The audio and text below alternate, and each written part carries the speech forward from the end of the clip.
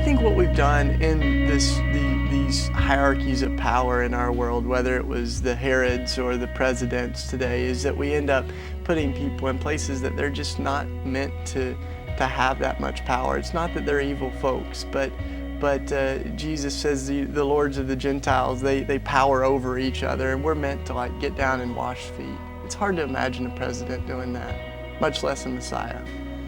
And I think when Jesus rides a donkey into Passover, it was crazy, it was scandalous, because kings rode horses. It's like imagining President Bush riding a unicycle in the 4th of July parade, or something. It's crazy, but he makes a spectacle of that power in a way that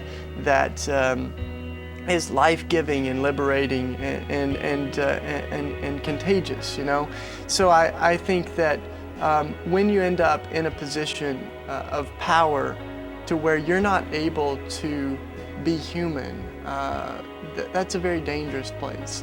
And the great thing about the best kings in the Hebrew Scripture is that they were human. Even David. David, good heavens. We know him as a man after God's own heart. But like in 2 chapters of the Bible, he breaks every command. He commits adultery, lust, murder, covet, pretty much all of them.